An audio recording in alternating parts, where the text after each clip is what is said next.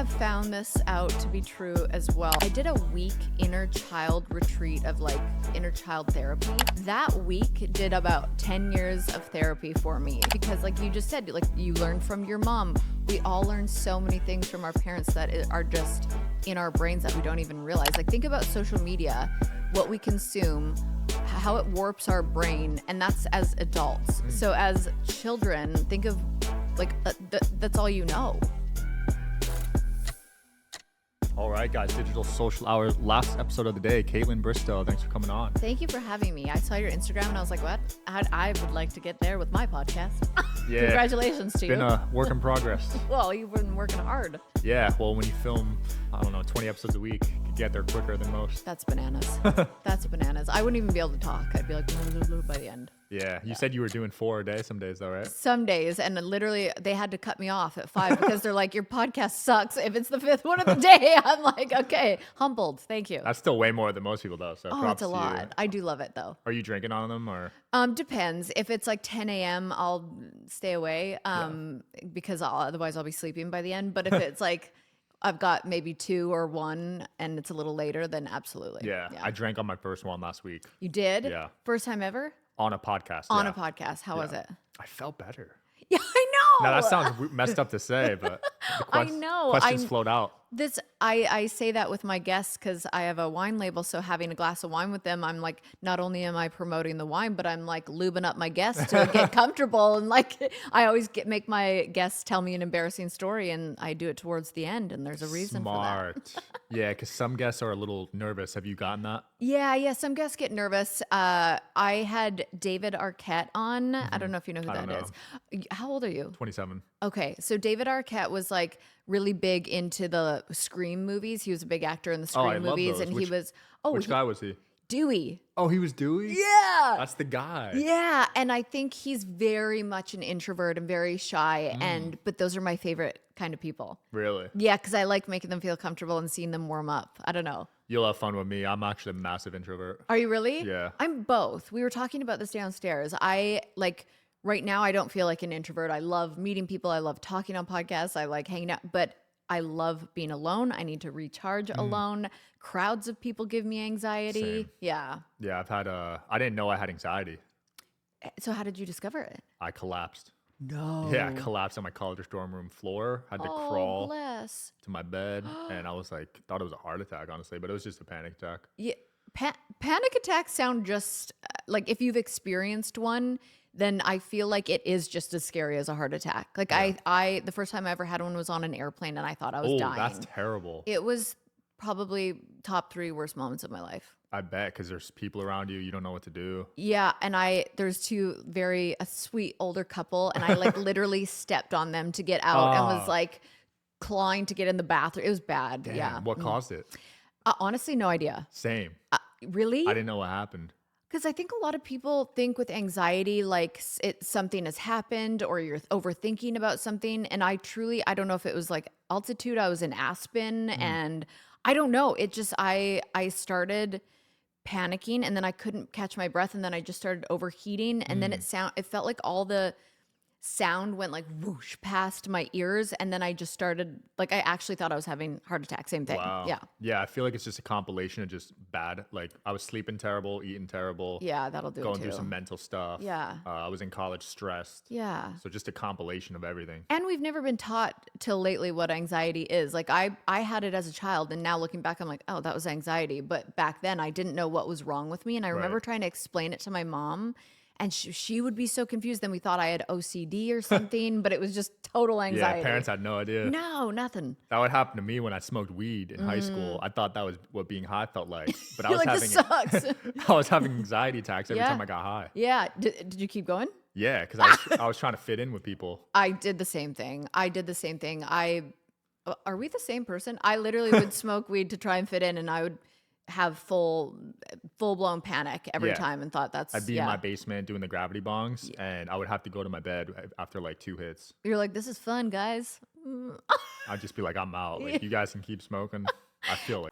And then I went through a phase I lived in Vancouver for 11 years where I actually enjoyed smoking weed once in a while. But the problem was I would line up snacks in front of me. Munchies. And I would just make myself sick because I would just eat and not stop. And I didn't understand like full cues when I was high. So now I don't smoke anymore. I don't smoke. Do you have a bad edible story? No, I have great edible stories. Oh, you do? That's shocking. Wow. You have a bad edible story? Yeah, I thought everyone did. Oh, so no. You've never had a bad experience on an edible? No. Wow. I think I've been too scared to overdo it. I've had funny stories taking edibles, but like the other night I took half of an edible. Yeah. And it's usually the kind that I'll take if I just want to it's like mostly CBD and barely any THC. And I was like, I'll just do half. And usually I do a full. And I was so high. And I was writing myself text messages as a joke. Like I was having a full I was having a full conversation because in my head I was like, this is a really funny joke. And so I was writing it. Sometimes I think I'm a comedian. I'm not. I was writing myself texts being like, this is, and then in the morning I'm like, that's not funny, Kaitlyn. Wow. That's not even. Yeah, sometimes I'll be stoned and I find myself deep conversation with myself for like 10 minutes. I'm like, what the hell? Yeah, which is sometimes kind of nice for an introvert because you're getting your feelings out and your thoughts out. But that's then, true. Yeah. Because I live such a fast-paced life. I never have time to reflect. Oh, that is the biggest thing after 9 years of nonstop go, go, go.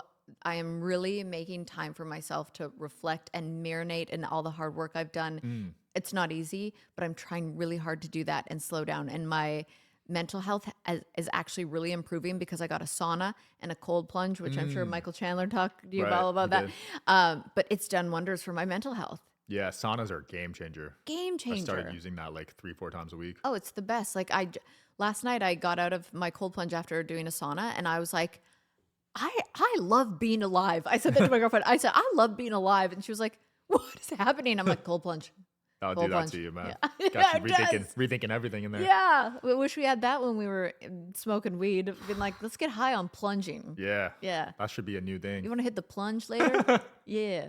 I love that. Better. Yeah. That's cool to hear, though, that you've overcome your anxiety and Well, stuff. I don't know about overcome. Or at least mitigated it. I think I've learned to surrender to certain times of like, for example, I'm a woman, so certain times of the month is when I actually suffer really bad from hormonal depression and anxiety. So now I at least know to plan for it, right?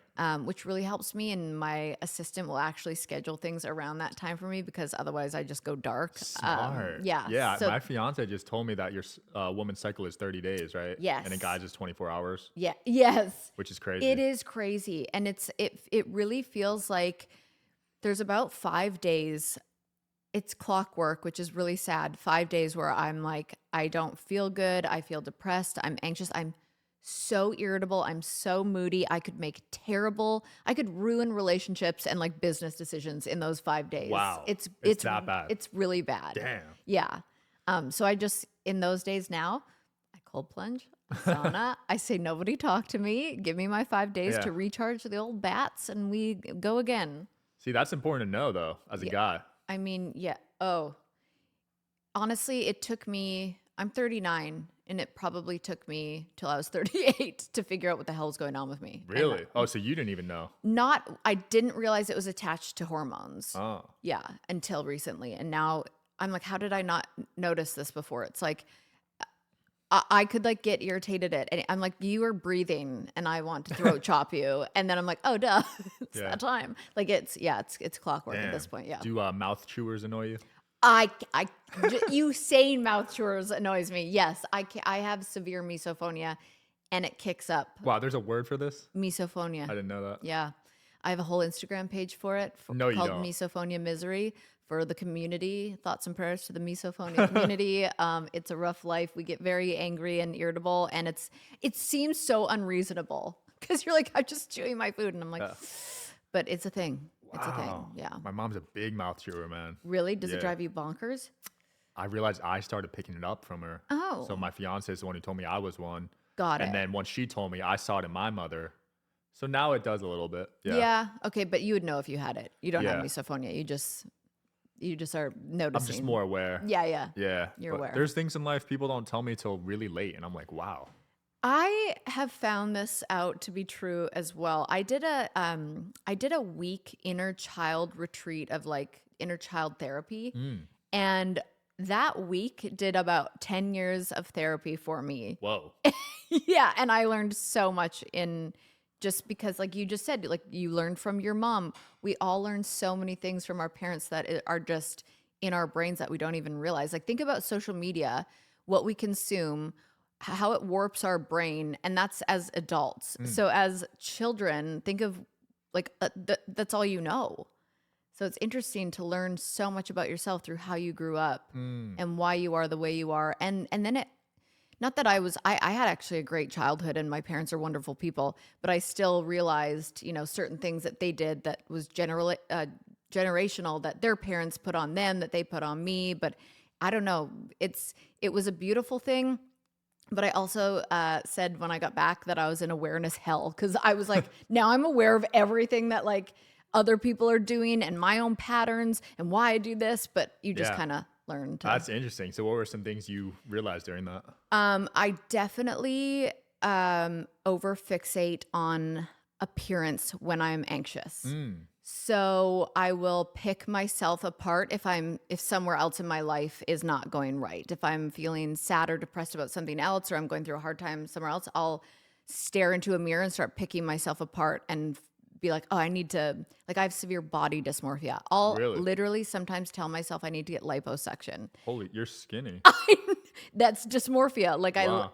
I can realize it now. So growing up, my mom was a professional ballerina, and I grew up in the ballet studio, dance studio, 6 days a week. And we would all line up in the mirror and compare our bodies and go, I wish I had your arms and I would get accepted into this ballet school if my waist was this much smaller. And it was, and I learned that, and bless my mom, she's the sweetest angel on planet Earth, but she was a ballerina growing up. So she was body conscious my whole life. She was very worried about aging. And I grew up thinking aging's bad, gaining weight is bad.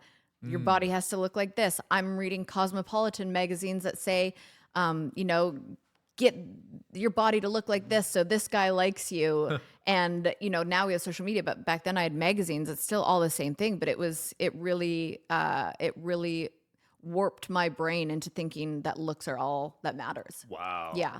And now these days women are just overexposed on social media. Oh my gosh. And I think about my 16-year-old niece and growing up in that generation where, again, it's like all that you're consuming on media is an illusion at this point too.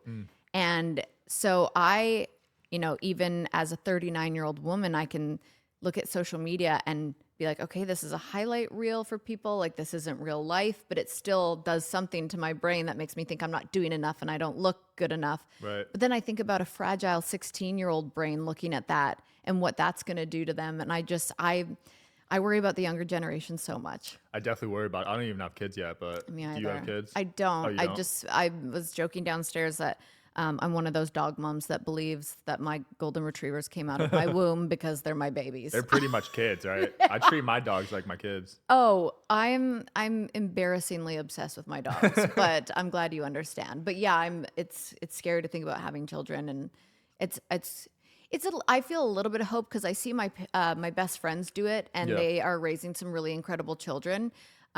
So I have a little bit of hope, but then, social media, man. Social media is ruthless. You look at the rate in young teenage women, it's the highest it's ever been. It's ever been, yeah. And I mean, obvious reasons, social media. You're getting bullied 24/7.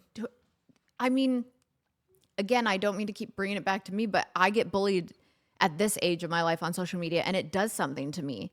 And I think it's even worse. Like some people are like, oh, you have it on a much larger platform, so you have it coming from all angles. I'm so sorry. And I'm like, I actually find it tougher if it's people or people you have to show up at school with as a kid, or you have a smaller community. I actually think that bullying might be a bit tougher to take because I'm just like, oh, these people don't know me. Where, young girls are bullying other young girls and they know them and they have to see them every day. And they're just, I always use the word fragile because it just feels like that's what it is. I mean, yeah, when you're that young, you think the world's ending. You really do. Bullied, and then you got to see them the next day in school. You really do. And that's all. I was thinking about this. A child has a temper tantrum if they drop their cookie, because that is truly the worst thing that's ever happened to them in their life. Like they haven't experienced real life yet. So to them, a cookie falling and them not being able to reach it is the worst thing that's ever. So they have temper tantrums. Yeah. a 16-year-old getting bullied at school, you haven't lived life yet. You don't know what else is out there and how like this is nothing in the, grand scheme of things. But that's all they know, and that's the worst thing that's ever happened to them, and that's terrible. Absolutely. So where does your bullying stem from? Is it from The Bachelorette? Oh yes. It was really bad. I was not your typical bachelorette. I think a lot of times they have picked women who are usually all lovely women. I'm friends with all of them, but like girl next door, all American sweetheart. And then I was this edgy Canadian who I came out of the limo and I made jokes about having sex and like I have tattoos. And it was, I think, America seeing a Canadian come in there and do that was like, who is this girl? Yeah. And so I think producers use that like, okay, let's run with this. Let's have a different season. Let's change things up. And so they really sexualized me as the Bachelorette. I was this sex positive, edgy person that I just talked about sex and I had sex. And it was so funny to me because I was just treating it like dating in normal real life. And then, the show airs and I got slut shamed like you wouldn't believe. Really?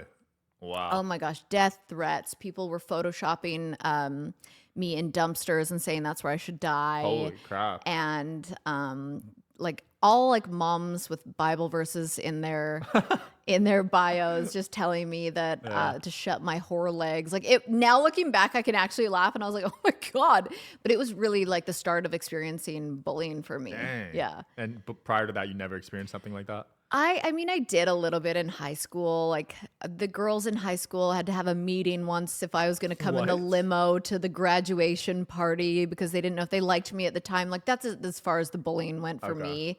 But I didn't really feel severe bullying until I came off television. Dang. Yeah. So you were just talking about sex and you got bullied for that. Oh, yeah. Because I don't think that was typical. Like, I don't know if you know the Bachelor show at all, but they have what they call fantasy suites. Mm-hmm. And everyone knows what happens at the fantasy suites, but I just happened to talk about it. So people are like, oh, it's too far. I'm like, you're watching a show where one woman is dating 30 men. What's too far? Like, where's the line here of what's the weird? fantasy suites? I haven't seen that show. Oh, okay. It's where you go to, like, you get to go... a mosquito flying around my face.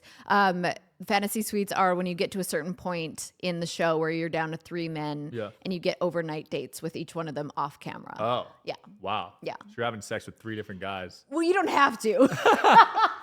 You don't have to if you're not feeling it, but it's there if you want to. Wow. And what a test right there, right? It really is. I'm like, you got to test drive a car before you buy it? Yeah. Yeah. Imagine marrying someone and the sex sucks. Well, that happens. I mean, there's versions out there, and I always say too, I'm like, who cares what somebody's preference is? You know what I mean? Like, if you decide to be a virgin, I'm going to celebrate you. If you decide you're gay, I'm going to celebrate you. If you decide you just want to like sleep around and have fun and you want to know what it's like before you get married, I'm going to celebrate you. I just don't have that big of a judgmental bone in my body for that. Okay. So what year was this? So that was back in 2015. So it was before the red pill movement really took off. Yes.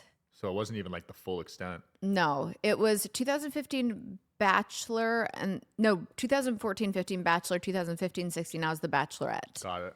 And then, yeah, that's a long time ago. It is, because now the red pill movement is ruthless. Ruthless. Like if you filmed during that, it would have been even worse, I think. Oh, and there's certain things I watch back on my season where I'm like, that does not pass the sniff check anymore. Like, you can't be doing that. Yeah, it's been 10 years, so a lot changes. A lot, yeah. It's pretty crazy to watch. I've wanted to start a thing where I rewatch my season and record it and do a podcast and have like each guy from whatever date it was on the podcast. Oh, that's funny. Yeah, and so I was kind of like digging into watching it, and I haven't really watched it since. And I was like, oh, see where they're at 10 years later. Well, that, and just to see what I was saying 10 years ago. Like, do you remember if you were like, doing podcasts 10 years ago, you wouldn't remember what you said? No, I barely remember any from my first year. Same. And so it's kind of freaky to watch back because I'm like, oh, I'm kind of proud of her. Yeah. No, for real though. I'm at the point now where I've had on guests where I forgot about. Yeah.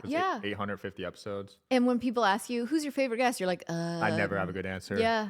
There's so many. I know. I mean, it depends on the stage of life you're at and what you're going through. That's so true as well. Yeah. Yeah. Like Jay Shetty, I had on my podcast, and that's probably like my top two for sure, because I needed him at that time. Oh, And yeah. Jay Shetty is a wise little man. You needed So that monk mode I advice. really did. Get Yeah. in touch with the spirit. I did. Yeah. You big on like psychedelics and like spirituality? So the one time I did mushrooms, I shouldn't have done it. I was at a girlfriend's wedding, and I had already been drinking the whole night, and I took some that my friends were doing, and the guy that was giving it to us was like this breath coach, and he studied all these things. So I was like, okay, and all my girlfriends were like, yeah, he's trustworthy.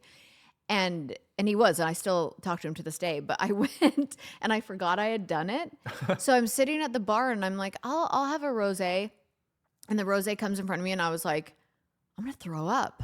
And I was like, no, I'm going to cry. No, I'm going to laugh. And then he looked at me, and he was like, your mushrooms are kicking in. And then I panicked because I was like, I forgot I took mushrooms. I don't like this feeling. And I started getting super anxious, and I had to leave the whole party and go down to the water, just be by myself and like wait it out. I hated it. Wow. But I'm a very spiritual person, so I love the idea of being like, I want to do a trip and like visit my younger self. And like, I love the idea of all that, but I'm like, I don't know. I tried That it sounds once. like a terrible setting, by the way. It was awful. At a wedding, first of all, I think you should do it around people you love. And at a Yes. wedding, there's like 100 random people. Second of all, drinking on it. Ooh. Yeah, no. And I tough. heard that you can't mix it with SSRIs, Oh, really? which I'm on something for my anxiety.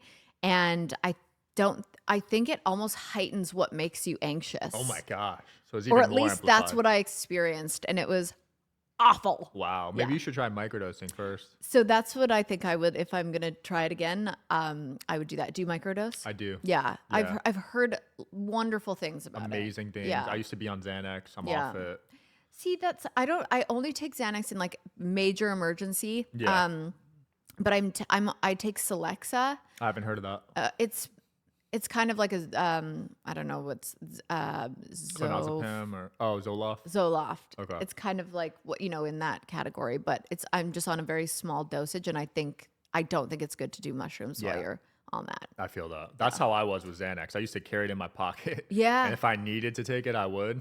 And did it help? Like sometimes it just helps knowing it's there. Yeah. Because once you have one panic attack, I think it really is helpful to just know that there's something there that can actually stop it, because it's so terrifying. Yeah. Kicks in quick too. Yeah, I remember yeah. the first time I ever had to public speak somewhere. I was freaking out. Yeah. And it was only like 100 people, but it was my first time ever. So Yeah. I'm on the roof of this house, fully laid out. Just freaking out. I had to pop a Xanax. A full one? Yeah, full. Or I don't know what Were my you dosage able to was. talk and like, That's the thing. I didn't want Yeah. to do it because I knew that would affect my talk. yeah. And they ended up pushing my talk back to the next day. Oh, yeah. Well, see, and sometimes that does help. Even if I'm feeling very anxious and overwhelmed, and say I had to take a Xanax because I was freaking out, I'm actually still better the next day. Just from, I don't know if it like stays in your system might. or if it's mental. The but half-life's probably crazy on it. isn't that interesting that you like 100 people in a room, but then you have over 11 million followers on a Nuts. like that's crazy. No, but I you was the- can't. They're not all sitting in front of you, right? You can't see it. I was the biggest introvert. I had agoraphobia, What is that? fear of leaving your house. You did? Yeah, so as soon as I saw a stepped... Grey's Anatomy episode on Oh, that. really? Yeah. Wow. How did she overcome it? She did like a kidney transplant or a blood transfusion or something for Whoa. a sick kid who needed it. So it like forced her. Yeah, that fly loves you. Yeah. I'm like, do I smell or Wow. something? I've never... Because It hasn't even approached me. I'm like offended. Yeah, no, don't be. I'm offended. I am offending the smell in here or something. But yeah, that's how did you come over it? The dog helped. I got a dog. Yeah. That helped because it forced me to go on walks. But Yeah. my agoraphobia was so bad that if I walked a certain path, I would have a panic attack. So I had to walk the same exact path. I would leave my house, go right for 1 block, walk home. If I How went old were left, you? I would collapse. I was 22. And was that your whole life, or was this like something no, thank God. I thought it was going to be the way I was living it, but it was like a few months. I was dealing with a massive lawsuit that would have put me in bankruptcy. Wow. While just having terrible mental health at the time. So Yeah. that combined. Yeah, just was a that'll do formula it. to wreck me. Oh my gosh. Crazy. And so the dog helped you get over that. Dog helped. My fiance helped. Yeah. And at a certain point, I did therapy, but that didn't help. Really? Maybe it was the wrong Was it just therapist. talk therapy? Like just Talk therapy, but it was a guy. I think I should have gone with a girl. Yeah. They're more like, I have a hypnosis appointment I've tomorrow. tried that. Hypnotherapy. Did it? No. I would say it worked. I've tried 2 of them out. Okay. And I've done past life therapy too. Did that interest you? It did. Yeah. That stuff's fascinating. It is fascinating. I've done that too. Oh, yeah? Yeah, I'm really into that stuff. That I had a past life regressor on my podcast. Oh, and nice. Yeah, and she said things where I was like, that's literally my reoccurring dream. Yeah. They say stuff that there's no way they would know casually. Like that you've never told anyone. Right. Right? Yeah, It's crazy. that's how I feel. I'm like obsessed with like mediums and mind readers and mentalists and past life readers. I just find that so I love interesting. that stuff. Yeah, me too. I've done a few of those. I have a psychic that I pay just for consulting. Oh yeah, same. Wait, have you ever heard of Oz Perlman? He's been on my show. Okay, I was gonna say 'cause he came on my podcast too. I was gonna say you should have him on, but you already did. Oh yeah. my God. So before we started, he's like, think of the craziest name you've ever heard of. Right? Yeah. So I think of this wild name that you've never heard of. Yeah. Her name's Daria Zor. Never. End of the episode, he says it on the podcast. I don't understand. It was crazy. Yeah, he guessed my bank PIN code. What? Yeah. No way. Yeah. I was like, I don't understand, like, but I like not understanding. It makes me feel like I'm a kid again because it's like the feeling of magic. Right. Like you feel so young and you're like, oh, there's still things out there I don't understand. And True. it just feels like Christmas morning. Yeah, I don't want to understand mentalism because I feel like I it don't could be either. used the wrong way. Well, and I also feel like it would ruin the magic for It me. would, Yeah. yeah. Because what if he's like, oh, I just went through your phone while you, like, I have a software on my computer that just, Yeah. I don't know. Oz I don't is know. a beast, though. I Yeah, mean, he he's- said he talked during marathons. I mean, he's a beast. He really is a beast. Yeah, he's won the New Jersey Marathon, I think, 8 times. What? And he's not even the tallest runner. Like, runners are supposed to be tall. Yeah, he is a runner, isn't he? But he said he'll pass the guy in first place, not even be breathing heavily, and compliment him. And he gets in his head. He uses mentalism during the race. Oh man, in another lifetime, I'll come back as a mentalist. Yeah, it'd be a cool skill to have. It'd be a really cool Yeah. skill to have. What's your weirdest talent that you have? Are you weirdly good at anything? Rapping. Rapping? Like, Don't make me do it though, but like I love freestyling? No. I write my own raps though. Oh, okay. Yeah. Nice. I feel like a lot of people probably wouldn't know that. I about would me. never guess that. That's cool. Yeah, I used to when I went through a really hard time in my life where it always sounds silly to say out loud, but heartbreak, like this one heartbreak that I had in my life was like the hardest thing I've ever been through. But I started writing raps instead Really? because I got, this is gonna sound like I'm just glossing over this casually, but I got addicted to Valium. Wow. And I knew I needed to get out of that. And so my friend had me sleep on his couch because I had nowhere to live. And we just started writing raps and I loved it. No way. Yeah. That's cool. Yeah. What a character arc that is. Yeah. It's very interesting. Rap music. I used to get high and hotbox the car and Yeah. then freestyle. Oh, nice. Those are some of my best memories. Yeah. Just innocent. There's that fly. Oh, He just got finally- you. Yes. Finally came to me. Wow. I wonder if it's a spirit trying to get in contact. It is for sure. You think so? Yeah. When I see random animals, sometimes I'm like, is that a loved one? Oh, that's part of going to this inner child work retreat I did. It was very spiritual, very we did a lot of visualizations. And I went to Hawaii after for 2 days, and every like a turtle would come up to me, I'd be like, it's my ancestor. And like a whale like breached out of the water and I was like, I had a dream about a whale last night. Like I was like so connected to everything. That's It was so amazing. funny. Well, you mentioned dreams like have meanings earlier. I believe that. Have you had dream experts on your podcast? I have. Okay, yeah. Yeah, I've had a couple. Plus, I have a dream journal. You do? I reflect on my dreams every night. Yeah. And do you ever go back and be like, oh my gosh? Or like, what do you think dreams are? I think it's different for different people. Yeah. So my fiance is like a psychic. She has spiritual powers. So her dreams are really scary because those events happen. Whoa. So whenever she has a crazy dream, I take it super serious. You're no kidding. Because I know there's a possibility it's going to happen. It's happened almost every time. But my dreams aren't like that. Like I've never had something happen like in the future in my dream. Yeah. Mine are just like hidden meanings. Oh, mine are such a production. Like I will have a full choreographed like theater presentation. Yeah, it's crazy. But I always wonder, like I saw one time on whatever it is, like we were joking about this earlier, like a meme that you see. But it said, are we all just ignoring the fact that we close our eyes, go into a coma, hallucinate all night, and then just wake up and pretend that that never happened? Like, where did we just go? Like, are we entering another realm? Like, and we're all just like, dude, had a great sleep last night, crazy dreams. And no one talks about it. But it's wild. Wild. Yeah. But there's a lot of meanings. Like if you just remember parts of your dream and look it up on Google, it's I spot on. have an actual book right beside my bed. Wow. I think it's like, I can't remember how many, but dream meanings. I do it all the time. I do the same thing. Like if I think about it, I'll make a voice note to myself of the dreams that I had. And they're just, are yours really like detailed? Pretty much, yeah. Last night whenever I travel, I have nightmares. Really? Because I pick up on the energy of the previous tenants or whatever. Yeah. So no way. I'm pretty sensitive to that. Like last night, I had the classic one where I'm naked in school. Yep. So Classic. I was like, all right, that sucks. Wait, that's so interesting that you pick up. Did you learn a lot of this from your fiance? From her and my psychic, yeah. Yeah. Because every time I'm in a hotel, even a brand new 5-star hotel, I'll have nightmares. I got to start paying attention to that because I have the craziest dreams when I'm traveling. That's what I mean. You're picking up on the energies of all the previous people that are sleeping there. So you got to cleanse the room. I just learned this. I had on an Akashic record girl today. So she sent me some sprays to buy. I'll send you them. Oh my gosh, I would love that. Yeah, and you should use it on your podcast set too. Oh, that's such a good idea. I'm all about like the other night I did a full moon ceremony and I like did all my crystals, and the Zoom link that I was on where I was attending this ceremony, she said to put this glass of water, and I said all of my like hopes and dreams into this glass of water, put it outside in the full moon with all my crystals, and then you drink the water in the morning. Whoa. And I don't know. I am like so connected to not that, I mean, you have a fiance, so you understand girl talk, but like my period will come around the moon. It'll be like full moon and I'll be like, there it is. Like I'm so connected. And there have been certain times where I literally have just stared at the moon and had full conversations and those things come true. Whoa. Yeah. That's fascinating. Yeah. Water holds memory. They're finding out now too.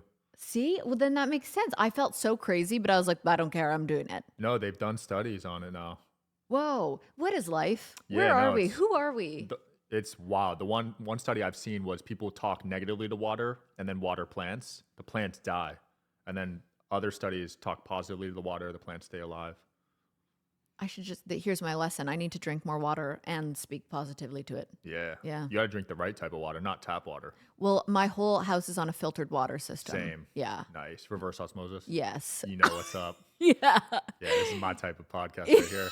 I want to get more knowledgeable about this stuff just because I'm just starting to like learn and care and like understand. Yeah. You got the shower filter too? Yeah. Yeah, that's needed. Yeah. Man. Especially because I'm even weird about I used to just give my dogs Voss water. Be like, really? you're not having that tap water, and then I got on a filtered system. But yeah. No, tap water's killing dogs. I know. I totally believe that. Like it's I do way too much. The girl that I rescued the dogs from, she is very holistic and like knows everything about everything for dogs. And the amount of information she'll send me, and I'll be like, well, just throw that out the window. Like, it's fascinating. I mean, they're living way less than normal. 1 out of 2 of them is getting cancer now. I know. And I'm thinking about pulling mine out of like Banfield because like I don't want any more vaccines going in them personally. Oh, Banfield, yeah, no. I go to many vaccines. I forget you don't live here. I was going to give you mine. My vet does a more holistic approach, and it's really cool. I love that. Yeah. I want to go more holistic with them. Yeah. Because Banfield they've is gotten not like 25 vaccines. 25? Yeah, over the years. Yeah, for sure. Because they give a few a year, and it just adds up. Yeah, I don't know what I should probably know more about. I'm like, I don't know how many vaccines. I know mine have had some. You and I have gotten more than 25. We have? Yeah. Vaccines? We've gotten like 50. From what? Just over the years. You had to get them to go to school. Oh yeah, that's true. Sports. School, yeah. Now kids are on about 100. Isn't that crazy? Oh my God. Now I just have so many questions for you, but this is good. You're coming on my podcast tomorrow because I'm going to touch ask. On it tomorrow. Yeah, I'm like, I have questions for you because I don't have answers to this. Kaitlyn, it's been fun. Where can people find you? Oh gosh. So I have a podcast that comes out twice a week called Off the Vine, which you will be on. And I also, my social media is at Kaitlyn Bristowe on pretty much everything. Perfect. And my wine label is at Spade and Sparrows. And you trying it tomorrow. Oh my gosh, yes. It's so good. I'm like, I grew up, my mom drank wine with every meal, and she really like enjoyed pairing it with food. So then I got into the restaurant business, and I was in that for 11 years, and I worked under a sommelier, and then I got into a management position where I had to train servers on wine knowledge.